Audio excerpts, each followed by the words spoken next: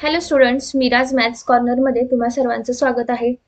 आज आपण बघणार आहोत की कसोट्या। आता जनरली आपण बघितलेलं असतं की 2, 3, 4, 5, 6, 8, 9, 10, 11, 12 याच्या कसोट्या आपल्याला माहिती आहेत। पण 7ची कसोटी ही खूप लोकांना माहित नाहीये, तर त्यांच्यासाठी हा व्हिडिओ।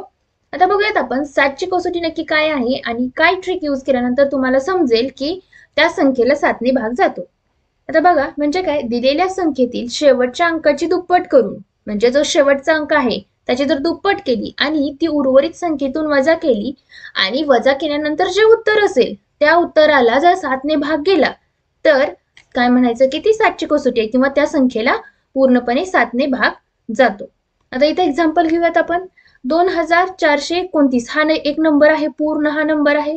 याच्यामधला जो शेवटचा अंक आहे 9, ह्या 9ची दुप्पट केली म्हणजे किती येते? 18 येते।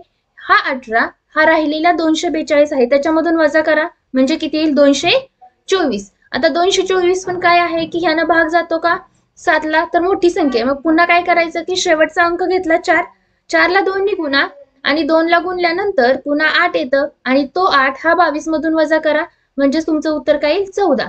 आता तुम्हाला समजतंय की 14 हे 7च्या पटीत आहे। ठीक आहे, अगदी सोपं आहे। फक्त काय केलं की शेवटचा अंक घेतला, त्याला दुप्पट केली, राहिलेल्या संख्येतून वजा केला। जर ती संख्या मोठी येत असेल तर पुन्हा काय करायचं की शेवटचा अंक घ्यायचा, त्याचे दुप्पट करा आणि तो राहिलेल्या संख्येतून वजा करा म्हणजे समजेल की तो 7च्या पटीत आहे की नाही।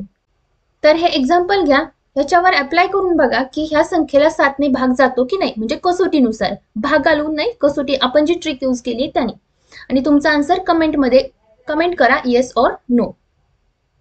जर तुम्हाला हा व्हिडिओ आवडला असेल तर व्हिडिओला लाईक करा आणि चॅनलला सबस्क्राईब करा, जेणेकरून जर तुम्ही सबस्क्राईब केलं आणि लाईक केलं तर असेच नवनवीन व्हिडिओ तयार करण्यासाठी प्रोत्साहन मिळेल। थँक्यू।